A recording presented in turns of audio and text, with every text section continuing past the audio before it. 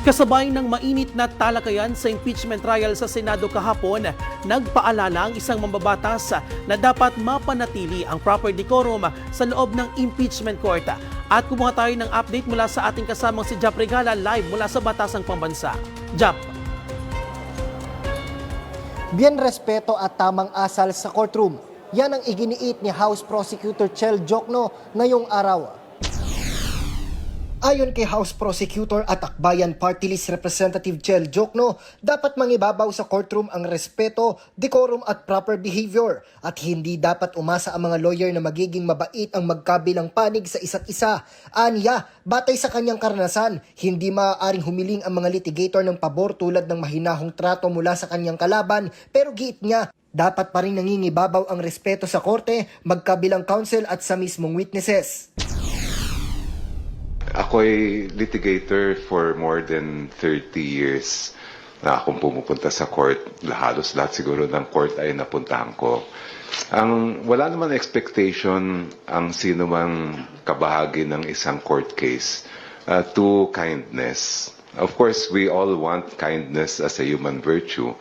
But as far as court rules are concerned, ang importante ay masunod yung court decorum and proper court behavior. Sentro anya ng obligasyon ng bawat panig ay ang pagiging marespeto dahil ito ang professional requirement para mapanatili ang kaayusan sa proceedings kahit na hindi pabor ang bawat panig.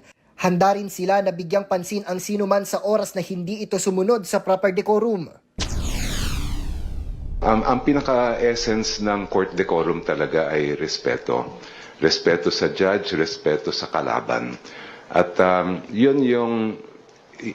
that is what we are hoping and insisting will happen in this impeachment case. And we will always be ready to call out anyone who is not following proper court decorum. Marami rin anyang nanonood na law students sa impeachment trial, kaya patuloy ang kanyang pagpapaliwanag sa legal rules at procedure upang maintindihan ng mga estudyante, mga batang abogado at ng publiko. Dagdag niya, hindi pa taasan ng boses ang pagdinig, kundi patibayan ng ebidensya.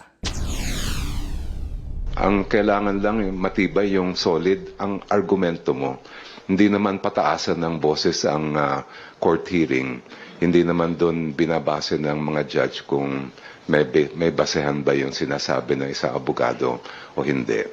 Pangalawa ay respeto din sa witness na we should never interrupt a witness while they are speaking. Bien, ayon pa nga sa mambabatas sa pagpapanatili ng respeto, kumpletong maibabahagi ng witnesses ang kanilang sagot at makapagtatanong ng maayos ang kaparehong panig. Mula rito sa kamera para sa totoong balita sa Bagong Pilipinas, Jap Regala, Congress News.